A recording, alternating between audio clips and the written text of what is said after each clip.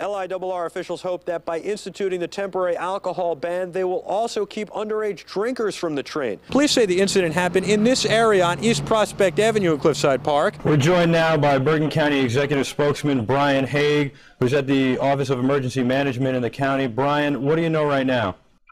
Well, Michael, there's not much at this point that nobody else knows. There were reports of some car accidents with the plane. Can we confirm any of that? Can't confirm it right now. We're on the phone again with Brian Haig, the county executive spokesperson for Bergen County. Brian, were the kids at school when this happened?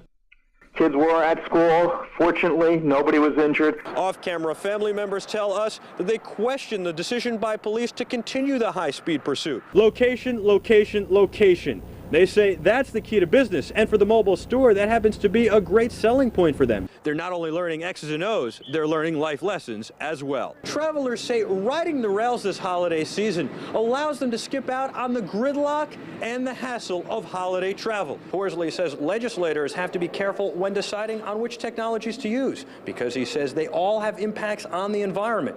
Some of the floats have gone by. The scene here is absolutely crazy. It's pretty amazing. Stuff is floating in the air, people leaning out of windows. The crowd is so intense. It's louder than being in Giant Stadium. I want to know if you think Pete Rose should be enshrined in the Hall of Fame. Not reinstated in baseball necessarily, but enshrined in the Hall of Fame. He's paid for what he has done in the game of baseball, and he should be, recognized for, what he did as a player. Tyron Franklin graduated the police academy this past April and hit the beat as a Paterson, New Jersey patrolman immediately. The rookie's lifelong dream was to be a cop, a dream that was cut short when he was shot and killed during a robbery while off duty early Sunday morning. The Paterson Police Department is now grieving for one of their own, a cop they describe as ambitious. A nice kid. He was very bright. He was respectful. He was polite. An aggressive cop who knew his job. He did it well. He's a young, aggressive officer, motivated, determined, conscientious. That's what appeared to me. When I see a guy's coming in with arrest after arrest, that means he's out there doing his job. Now, police are still investigating, but they say Officer Franklin was trying to get some food at this Broadway Chicken when he was robbed and shot. Franklin didn't have his gun on him at the time, and another victim was also shot. He went to pay for his chicken, and that's when he was confronted by this robber. Police say the 42-year-old victim is in stable condition. The Paterson Police Department has teamed up with several other departments to offer a $43,500 reward for any information leading to an arrest in this case, as the investigation continues. In Paterson, New Jersey, Michael Artsis, News 55. New Jersey legislators are looking at ways to cut taxes while revamping school funding. A special education committee will try to add $1 billion to school funding without raising taxes. Englewood residents have mixed opinions on what the new plan might mean for them.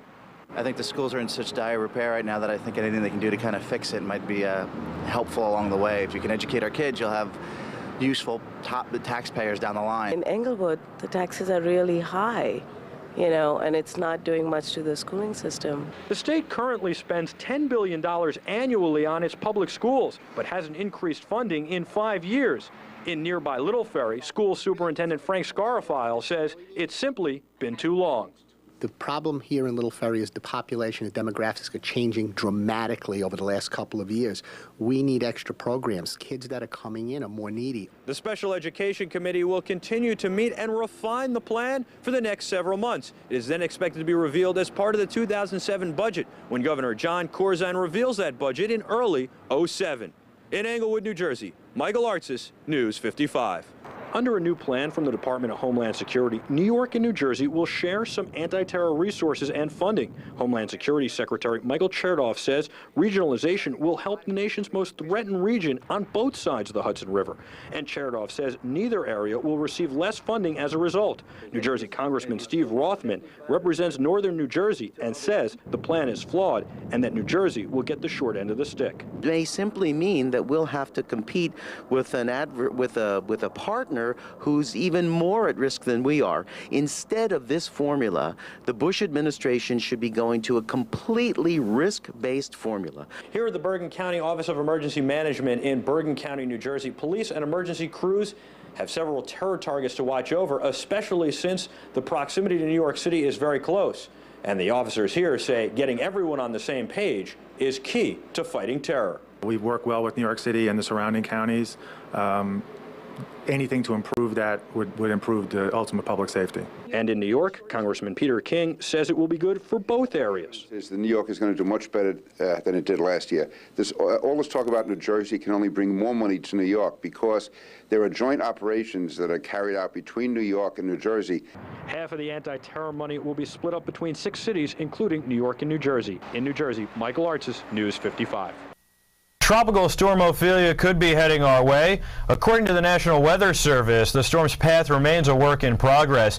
At the very least, Garden State residents should expect high winds and showers late in the week. Gil Rosette from the New York One Weather Center has been tracking the storm and joins us now with more.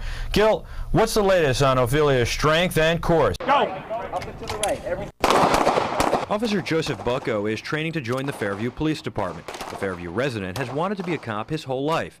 He will hit the beat in several weeks, but before he does, he has to complete a 21-week training program at the Bergen County Law and Public Safety Institute. Bucko and the other recruits receive in-class training. They also follow an exercise regime. One of the most important parts of their training happens here at the gun range. 6 as fast as you can safely get those rounds to the target. A lot of us never shot before this week. We learned how to shoot, where to shoot from, and the safe way to do it. These are dummy rounds. We use these to try and figure out where the problem areas are. Bucko gets one-on-one training with an instructor at the range. They just evaluate us in the beginning, and whatever we need to work on, we get special attention on how to do that. Standing, clear your weapon. The main thing the recruits learn out on the range is not how to shoot a gun, but safety when they're out here and when they're on the streets. You're responsible to make sure that it's going to hit the target and stop, or there is a clear space behind the target that it won't injure anybody. Before Bucko and his class of recruits leave the training facility in Mahwah, they are also schooled in how to safely handle their new office, a police car.